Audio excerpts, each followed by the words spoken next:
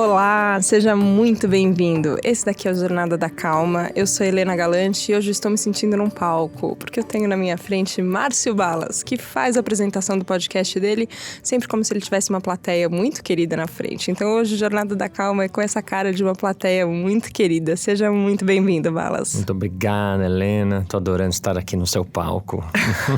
Meu palco é ótimo, mas não, é nosso. É compartilhado. Bom, vamos falar um pouquinho de você. Quem acompanha a gente aqui na Vejinha, na Tal Felicidade, no Jornada da Calma, sabe que eu sempre falo da coluna da última página da Vejinha, que a gente entrevista, as pessoas escrevem, ou a gente, enfim, transforma uma conversa num texto sobre felicidade. E você recentemente fez aqui na Vejinha uma Tal Felicidade muito bonito sobre o olhar do sim. E eu vou contar para os nossos ouvintes agora que foi de uma conversa que rendeu muitas horas sobre esse tema. E quando eu te convidei para participar, você falou, olha, pra gente falar de felicidade, a gente vai ter que falar do Bagagem, do espetáculo que estava em cartaz aqui em São Paulo. E eu fui assistir, eu acho que talvez a gente pudesse começar um pouco por isso, assim, como é entender essas bagagens que a gente carrega, né? Essas coisas todas, enfim, você tem uma história no improviso muito forte, nos palcos, no teatro, na televisão. São muitas coisas que já aconteceram.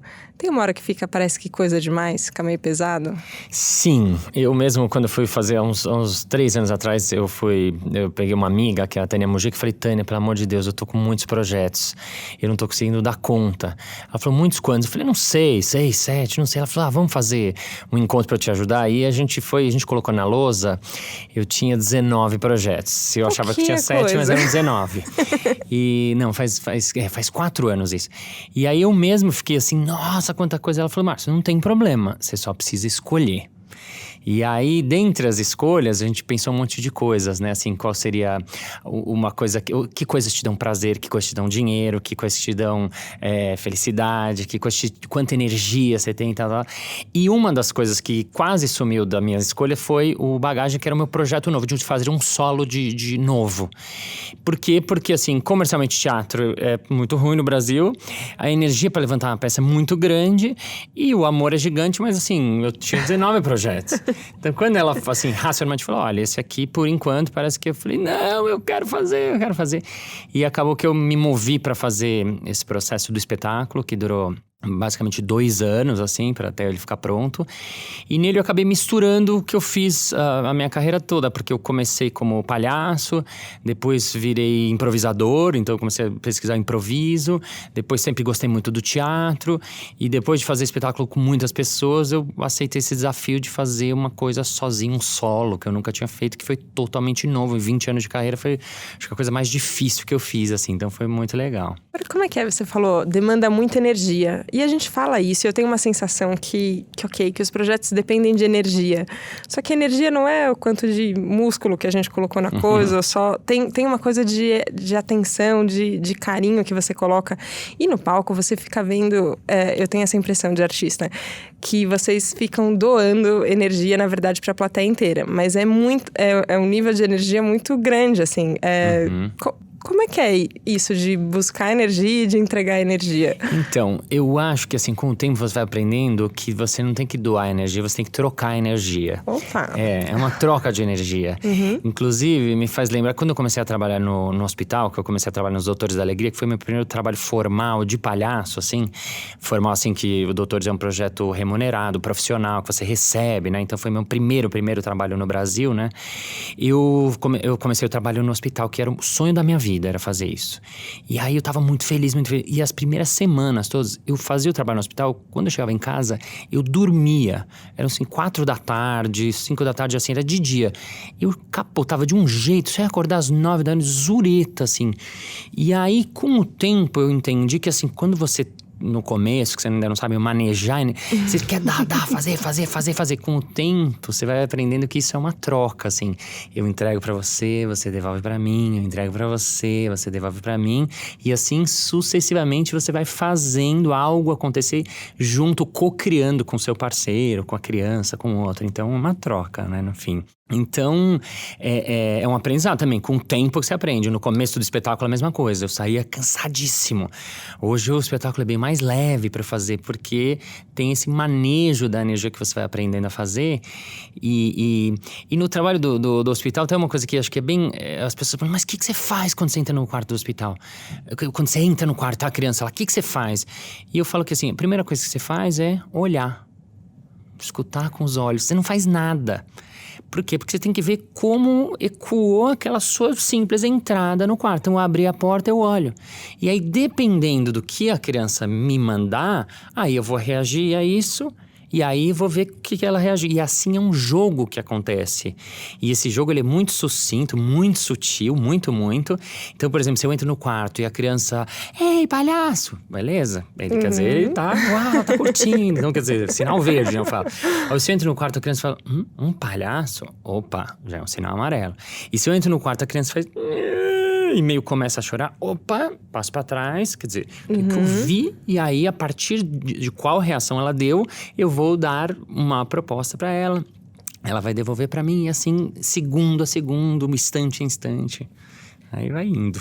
Não, isso é muito curioso, porque o tempo inteiro a gente tá encontrando pessoas, né? Agora que a gente tá subindo, o estúdio aqui de gravação na Abril fica no 7º andar. A redação da Vejinha fica no 5º, a gente se encontrou ali no elevador. E parece cena de filme, assim, né? Abre o elevador, você não sabe quem vai estar dentro, e você entra e você encontra com as pessoas. E eu tenho a impressão que a gente vive muito num olhar viciado. Que eu te encontrei a última vez e a gente conversou, e aí fica aquela memória, fica aquela pessoa, fica aquele Márcio na cabeça, e parece que eu não olho pro que tá acontecendo agora. E agora aqui, a hora que a gente senta pra gravar o podcast, é o momento que é a hora que eu falo, ok, não, peraí, agora eu tenho que olhar, não tem outro jeito. E é muito gostoso quando você fica olhando e só vendo, assim, ó, como é que a pessoa tá, o que você tá reagindo, como é que você chega, o que a pessoa tá te mandando. Só que às vezes eu fico pensando assim, até agora eu não tava pensando nisso, não tava prestando atenção nisso. E você fala isso sobre ser palhaço o dia inteiro, ser palhaço na vida, ser palhaço o tempo inteiro. E na coluna você fala também sobre uma espécie de meditação ali, a hora que você vai colocar o nariz e que você começa a olhar tudo isso. Como é que é hoje esse cotidiano que não é na hora do profissional ali, a hora que você tá de fato vestido, todo caracterizado, ou em cena, no palco, fazendo um improviso, mas é no dia a dia. Como é que é essa mistura hoje? Eu acabei tentando trazer alguns aprendizados que eu tive do palhaço, do palco para a vida, né? Um deles é a própria meditação, que uma vez uma amiga foi assistir, ela é instrutora de meditação, e eu estava muito interessado em meditação. Mas eu ainda estava começando, ainda era difícil, hoje ainda medito todos os dias 20 minutos, até hoje ainda é muito difícil, não é que é fácil. E aí ela foi assistir o espetáculo de improviso, quando acabou, ela falou muito empolgada, falou, Balas, é isso, vocês meditam em cena, porque vocês estão lá, no momento presente, no aqui e agora, reagindo ao que acontece, totalmente conectados, vocês olham pro outro no olho, é isso. E eu, que legal, não sabia que fazia isso aí já. Né? Assim, no sentido, assim, desses princípios, né? Então, eu entendi que cada vez mais, quando eu fiz meu TED também, foi uma busca, assim, de entender, porque eu sofri muito para fazer o TED, porque, o que eu tenho para falar? 15 minutos de mais importante desses 20 anos de carreira, começou a virar um inferno, assim, eu falei, nossa, eu só queria fazer o TED. Vou recusar o convite agora, não quero recusar, mais. E quando eu tentei recusar, e o nome já estava divulgado. Aí eu falei, eu queria só ter feito o TED, na verdade eu não queria fazer, eu queria assim falar, eu fiz um TED, mas assim... No passado eu fiz, eu nem tava lá, mas exatamente. Eu fiz. O meu sonho era o dia seguinte do TED durante meses, assim. E aí quando eu fui mergulhar, assim, pedir ajuda também, não fui sozinho, chamei uns amigos, o Rodrigo Geribello que trabalha comigo, o Ari João também, fiz uma equipe, um timinho pra chegar nessa essência, tentar chegar nessa essência do que eu trabalho. E aí que eu cheguei nesse que eu chamei de olhar do sim, né, olhar do sim. Então, o que é o olhar do sim? O olhar do sim, assim, eu primeiro digo sim pra mim. Eu aceitar como eu sou, como eu estou. Então, antes de entrar em cena, o que eu faço? Eu fecho os olhos, entro em contato comigo, é meditação. Eu percebo meu corpo, percebo minha respiração e tal. Aí, uma vez que eu estou pronto, eu abro os olhos e entro em contato, eu digo sim pro momento presente, para aqui agora. Vejo tudo, os detalhes, o arzinho, a coisa que tá na minha frente, olho pro microfone aqui, por exemplo, como se fosse a primeira vez, olho os detalhes, olho pra... Depois eu digo sim pro outro. Então, quem é o outro? Olhar no olho mesmo, pra valer, de verdade, entender como é que tá esse outro, né? Então, no meu caso, se eu tô em cena, como é que tá a plateia, tá reagindo, tá gostando, não tá rindo, não tá? E por último, eu digo sim pro jogo, né? Que é o jogar, é o brincar. Aí acho que entra muito o meu trabalho, né? Assim, onde sai da meditação assim, no sentido e vai pro jogo mesmo. É o jogar, é o brincar, é você estar com o outro criando, co-criando, fazendo uma coisa junto lá, fazendo uma cena junto, fazendo uma interação junto ali na hora. Então isso eu acabei entendendo que esse olhar do sim, ele é do ator, do palhaço e do improvisador, mas mais do que isso, ele é um jeito de ver a vida, um jeito de ver o mundo. É quase um way of life. Então, quando eu entendi isso, e demorei muitos anos, eu não demorei, assim, não foi 2 anos, não, eu demorei 10 anos dando aula, ouvindo feedback dos alunos, falando, né, isso eu falei na um cara falou, Balas, o seu curso é um curso de vida. Aí quando eu falei, eu lembro desse dia que eu falei, nossa, eu pensei assim, nossa, que brega. Eu tá achei fazendo assim, muita careta aqui, gente, vou falar pra vocês. Eu pensei assim, quando eu voltei, falei, que curso de vida, é um curso de técnica, isso é palhaço, é teatro, não é? E eu só fui entender isso muitos anos depois, assim, que é um jeito de olhar para a vida. Então eu tento, óbvio que nem sempre eu consigo, né? Mas eu tento trazer esse olhar para o meu mundo, para minha vida, para as minhas relações, para o meu dia a dia, para o meu universo. E que é um olhar com nível de medo muito baixo, né? Eu fiquei percebendo isso quando eu fui ver o espetáculo e a reação, às vezes, de quem é convidado para subir. E que, às vezes, a pessoa tá com muito medo. Uhum. E que aí eu fiquei olhando e falei, ele não tá com medo. Eu olhava pra você e falava, ele não tá com medo. E tudo bem, ali, você que tava conduzindo a brincadeira, eu sei, mas você também não sabia o que a pessoa podia fazer. Sei lá, a pessoa podia te xingar e falar, não vou, não quero. Podia recusar, ou podia subir e fazer qualquer coisa que aí ia dar ruim e agora ia estragar. E eu olhei e falei, ele tá tranquilo. Eu tô um pouco tensa, eu não sei o que vai acontecer, eu tô um pouco tensa, mas eu olhei pra você e você tava tranquilo. Uhum.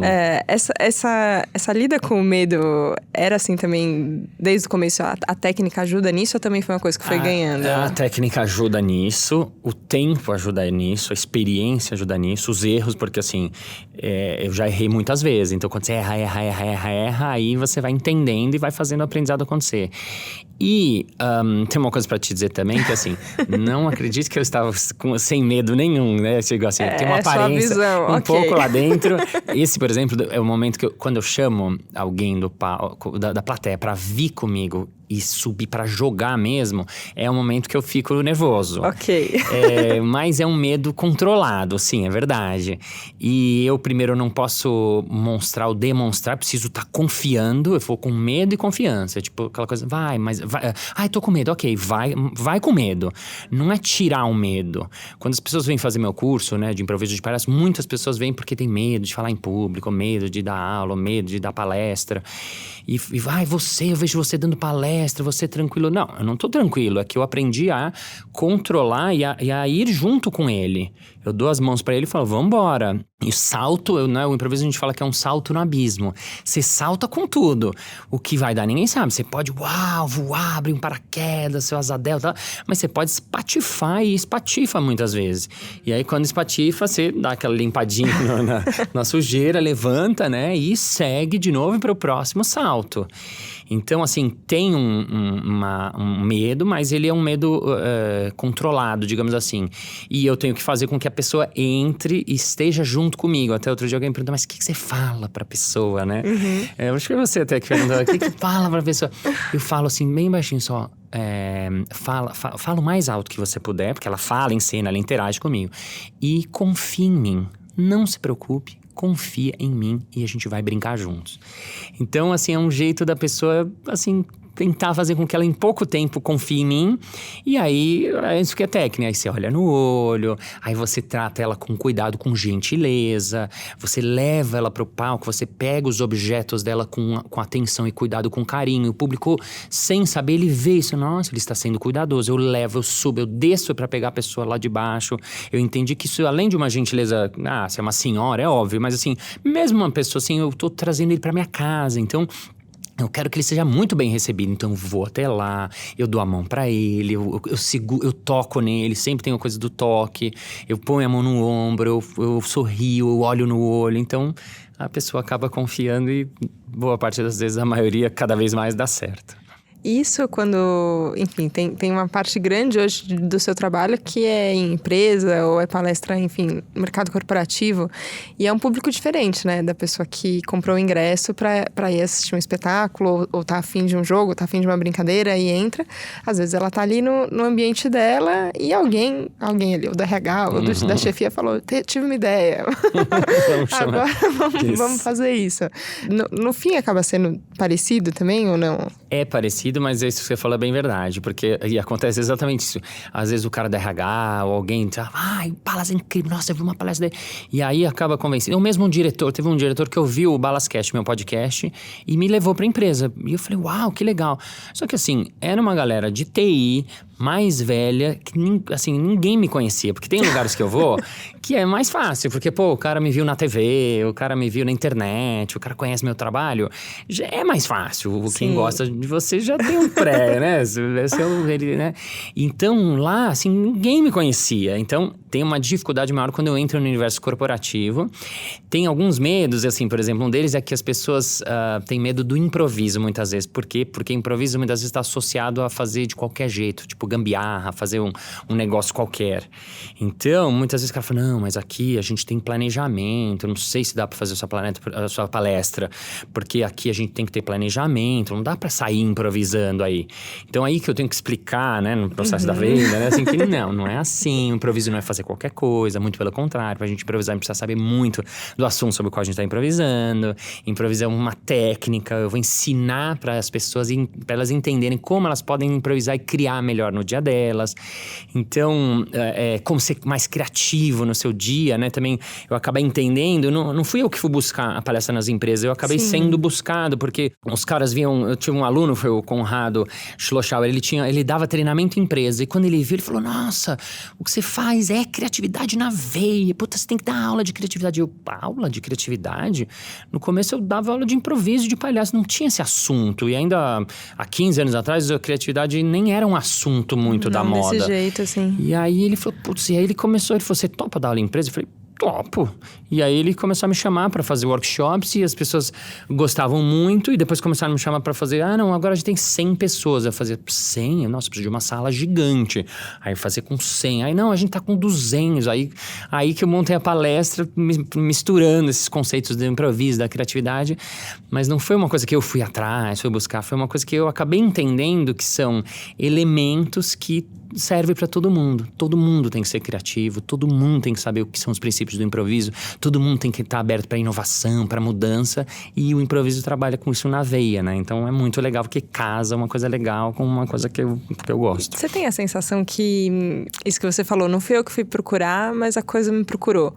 Que na sua vida muitas vezes foi esse caminho inverso, assim, eu tenho...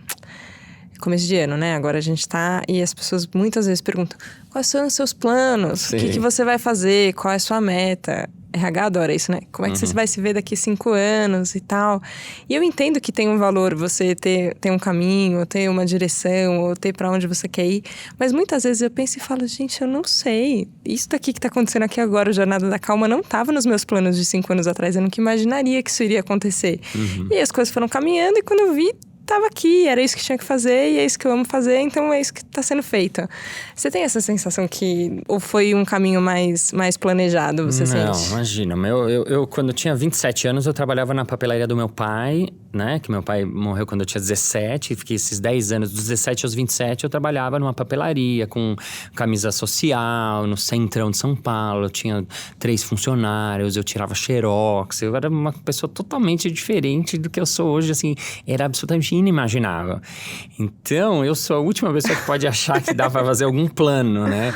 É claro que eu entendo que a gente tem que ter uma intenção, né?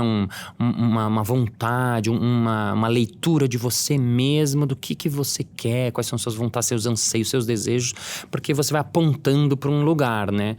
Mas eu acredito muito que as coisas vão acontecendo e que você tem que estar aberto. Isso eu aprendi também, essa abertura, né?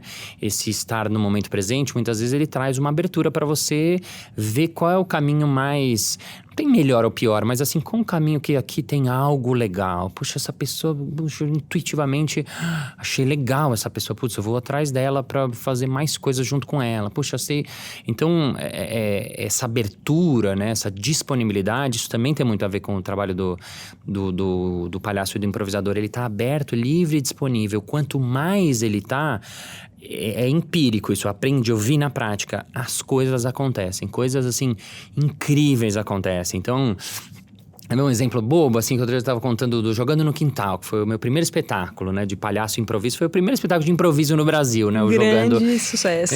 Foi super legal, foi um grupo muito incrível. E eu lembro de uma cena, outro dia alguém tá falando, você lembra de alguma cena que te marcou? Eu lembro de uma cena que a gente estava fazendo, era no quintal da casa do César, né, meu co-criador, junto comigo do Jogando. E a gente tava fazendo uma cena de perseguição, de polícia e ladrão. E no meio da cena surge um helicóptero, e era quintal, assim, em cima. E helicóptero da polícia, daqueles que tava mandando farol. E a gente, assim, e eu lembro que num segundo, a gente, aí que é essa abertura, e aí quanto mais você tá no momento presente, eu saquei eu vi o helicóptero, nossa, eles estão lá em cima. E por um acaso do acaso, o helicóptero meio deu uma aproximada, parecia que a gente... Então era de filme, era uma cena assim, eu nunca vou conseguir fazer isso na vida, porque era ao ar livre. E o helicóptero começou a jogar aquele faro, como se estivesse ele estava perseguindo, fuja, não sei o quê. E as pessoas começavam, meu, aquele helicóptero, o que foi aquilo? Então com o tempo, você vai vendo que assim... mais coincidências acontecem, mais coisas incríveis acontecem. Então, eu já não acho mais que é coincidência. Eu acabei aprendendo que é uma abertura de conexões que acabam acontecendo que são meio inexplicáveis.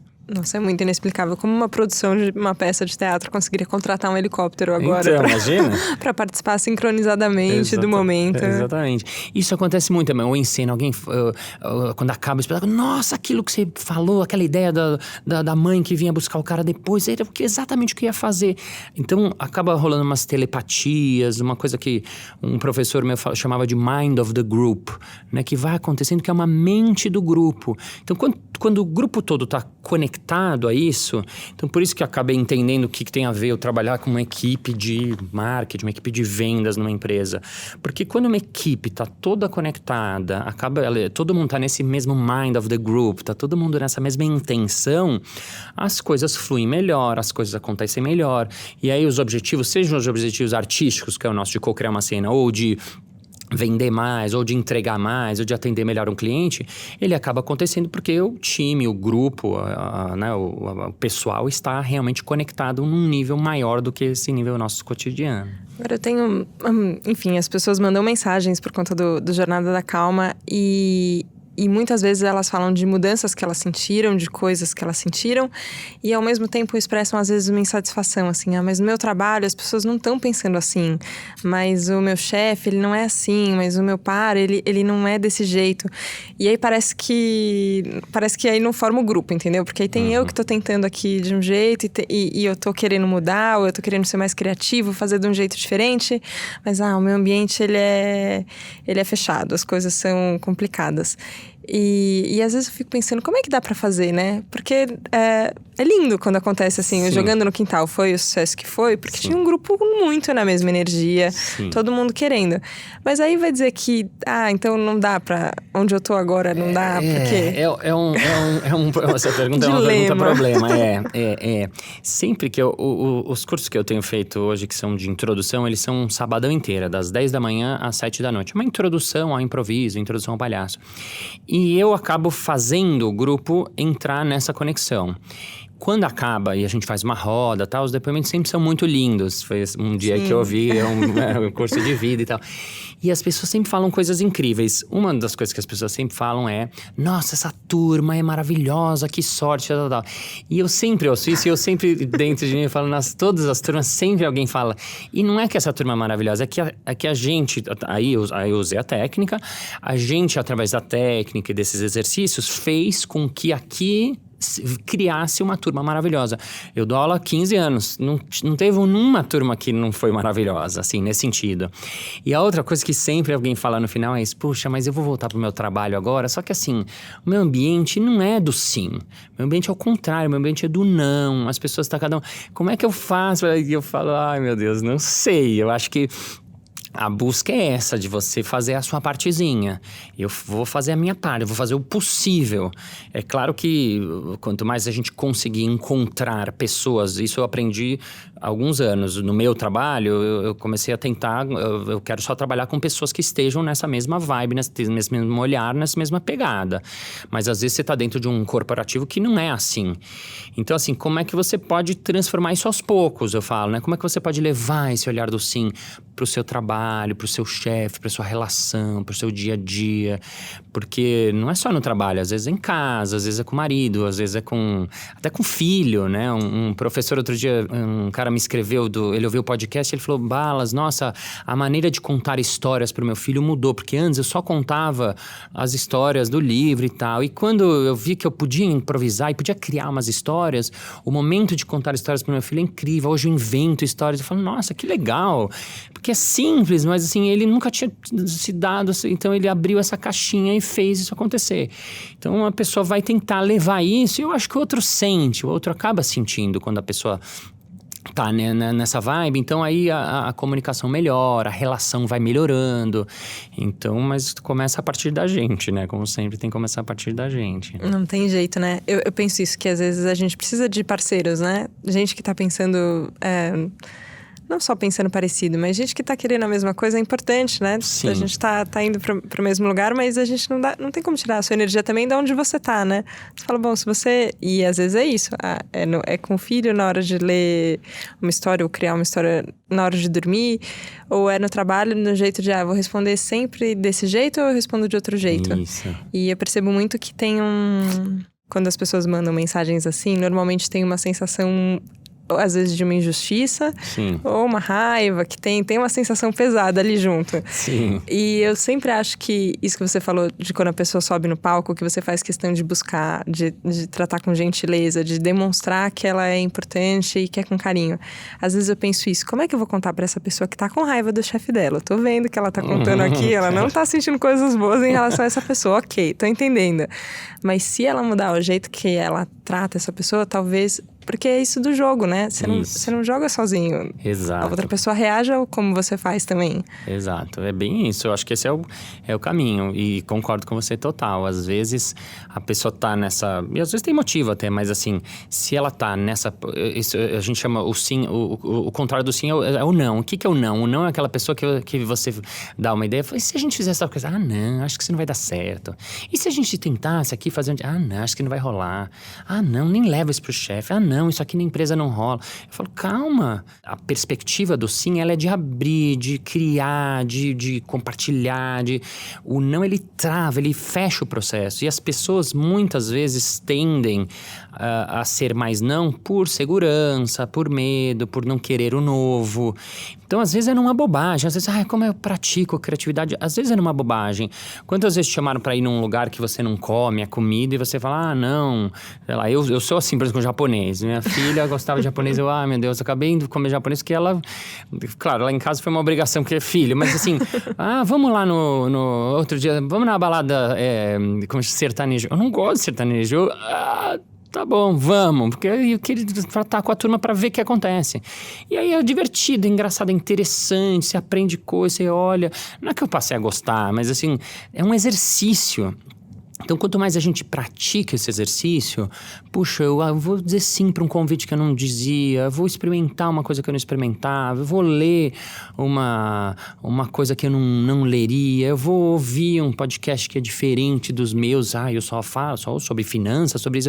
Pô, se você é de finanças, por que você não ouve um podcast sobre cerveja? Vê o que acontece. Claro, pode ser que você ouve um pouquinho e não se interesse, mas assim, essa experiência, essa experimentação, ela vai dando mais repertório pra gente, ela vai dando mais abertura, ela vai dando mais felicidade, ela vai abrindo a nossa mente, os nossos, né, os horizontes e tal. O Balascast, o seu podcast, foi numa dessas também? Vou fazer uma coisa, porque normalmente a gente não tem atores, improvisadores, palhaços fazendo podcast. Tem você.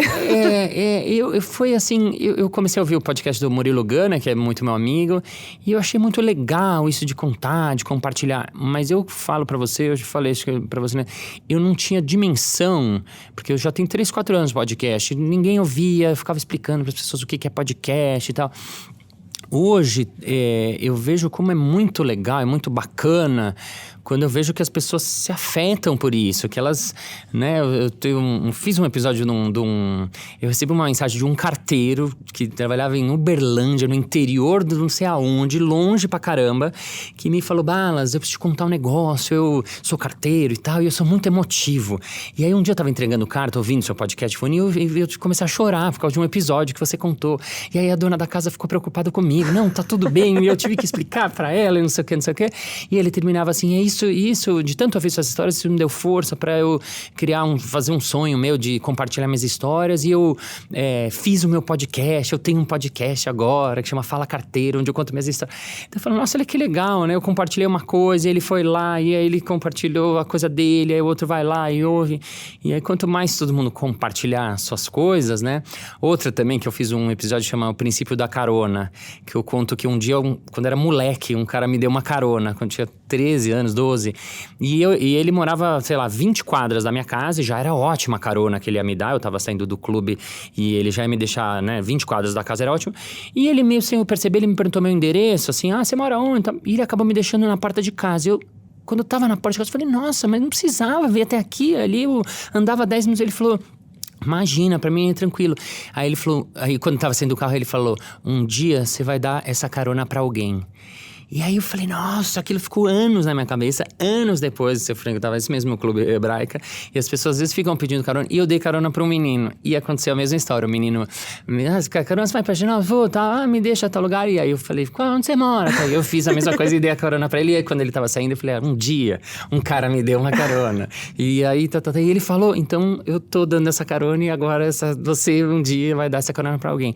E eu não sei quem é esse menino, provavelmente não vou entrar na vida, mas assim, é isso, as coisas vão passando. E uma menina que ouviu o podcast me contou, ela falou, preciso te contar um negócio.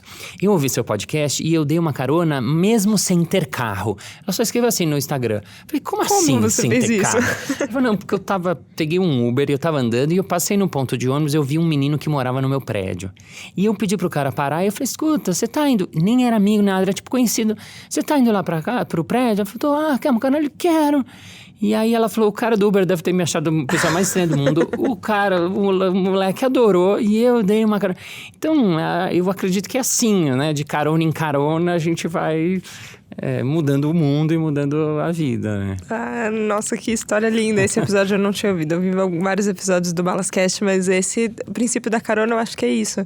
E a gente vai dando carona, enfim, simbólica, metafórica, de muitos jeitos também, né? Não é só... A gente acaba dando uma ajudinha, dá uma mãozinha, e quantas mãozinhas nos ajudaram no nosso caminho, né? Não dá nem pra falar, assim, a hora que você pensa, chegou até aqui porque você traçou um plano, você fala, nossa, no meu plano não tinham todas essas caronas que eu fui recebendo, as pessoas que foram me ajudando, mas aí você fica com essa vontade de retribuir, né? Parece Sim. que tem quem sabe esse menino, se estiver ouvindo a gente aqui... Imagina. Já faz tempo isso? Será que ele já tem carta? Faz porque eu tinha começado a dirigir há pouco, assim. Então eu tinha 20 anos, eu tenho 48. Tipo, tem muitos anos. Pronto, ele já pode ter ouvido. Ele pode, já pode ter passado essa carona se de gente. Se estiver ouvindo, pelo amor de Deus, venha atrás de mim. É muito legal. Outro também que foi... nem foi do podcast, ele foi do hospital. Um menino que estava no hospital, que eu publiquei uma foto das antigas, uma foto que eu tinha, e o menino se reconheceu na foto. E ele era criança, estava no hospital do câncer ainda, estava uma doença grave, né, na época dele, né? E isso faz 19 anos. E ele me contatou, ele falou, olha, preciso te agradecer porque eu lembro das visitas de vocês e não sei o quê. E depois minha mãe foi pro hospital e eu brincava com ela e eu tive que fazer a mesma coisa e não sei o que lá. E aí eu convidei ele pro meu espetáculo, que a gente faz às quartas lá na Noite de Improviso, ele veio assistir, a gente tirou foto, ele ficou emocionado. Foi muito lindo de ver, pra mim também foi muito emocionante, porque, né, o Hospital do Câncer é um hospital que às vezes, né, você não sai, né, assim, então, de ver o menino lá, né, e contar essas histórias, aí você fala, nossa, às vezes a gente não tem ideia, né, do quanto a gente, e isso vale pra tudo e pra todos, o que você falou, você pegou na mosca mesmo, a carona, assim, é uma metáfora é o princípio, assim, não é a carona, não é um ajudar qualquer coisa, é ajudar o cara a carregar uns pacotes, é ajudar alguém lá que não consegue levantar, é a senhorinha, é uma coisa meio que a gente, às vezes, na cidade grande não né, se perde nessa loucura. Acho que antigamente talvez era mais... Mas eu acho que é uma das coisas que eu acredito e, enfim, se todo mundo fosse assim, né? Então, vamos todo mundo ser assim para todo mundo. Aí vira um mundo inteiro dizendo sim, não falta nada, né? Exatamente. Teve uma entrevistada, a Cíntia, recente agora no podcast. Ela me agradeceu depois do episódio falando que abundante, como as coisas são abundantes e harmônicas. Obrigada. E eu falei, nossa, essa hora que você fica pensando isso, assim, ó, que tem todo mundo pra ajudar e todo mundo pra ser ajudado e no final tá tudo junto, você começa a achar que não tá faltando nada mesmo, né? Sim. Fica abundante, achei uma boa palavra. Sim, lindo, nossa, adorei. E aproveitar pra dizer que eu ouvi vários episódios de Jornada da Calma, adorei. Quero matar todos, assim, eu quero ficar... Eu me lembrei até que um dia uma diretora eu tava me dirigindo, a Tishi Viana, e ela falou, Márcio, você tá muito... Porque eu sou... Tem gente que é mais tranquila, tem gente que é mais... Eu sou mais agitado. Aí ela falou assim, você tem que fazer as coisas com calma. Ela falou, calma é com a alma. Estar inteiro em cena é você... Uau, que incrível. Então, né, a Jornada da Calma é isso, né? Como é que a gente vai estar com a alma no palco, na vida, na carona, na sacola, no supermercado, na praia, na casinha de sapê. Que lindo. Ai, tô muito feliz de, enfim, da gente ter se encontrado... Curiosamente, na verdade, ali no meio do caminho, ter conseguido entregar uma Coluna Natal Felicidade tão bonita. E esse episódio que abriu tantas janelinhas assim na cabeça de pensar, nossa, e são mudanças simples, não são... eu acho que a gente estava até comentando antes, né? Que a gente tá falando de calma, tá falando de alma, tá falando de felicidade. A gente não tá falando de receita de bolo simples, assim, né? Não é assunto que você fala, em 15 minutos a gente resolve, é rapidão. Tem até ouvinte que fala, ele, né? Pouco tempo, precisa de mais tempo no Jornada da Calma, que senão não dá. Mas a gente não tá falando de coisas assim que são tão... mensuráveis, né? O que dê pra ser tão preto no branco, assim. Só que tem uma mágica que acontece a hora que você se abre pra falar disso e pra ouvir isso. E eu acho que você faz isso lindamente, tanto no podcast quanto no palco, em cena. Quero ver livros ainda. É um coach de meditação também, ele, viu? Ficar puxando no pé, que a gente tem que se lembrar de meditar. Então, queria só agradecer muito, muito, muito a sua presença aqui. Obrigada. Obrigado você que está ouvindo. Eu fiquei feliz também de vir, porque quando eu ouvi o Sati, um Japoen, eu falei, nossa, só tem gente muito legal. O que eu vou falar lá de calma? Falou muita coisa, né, gente? Falou muita coisa. Obrigada mesmo. Obrigada a você que acompanhou a gente aqui, pegou carona nesse papo todo, que foi para muitos caminhos, né? A gente deu uma volta aqui grande, mas ok, o rumo tá definido. A gente vai com calma e chega lá, eu tenho certeza. Obrigada pela sua companhia e a gente se vê na próxima segunda, tá bom? Um beijo, tchau. Bye.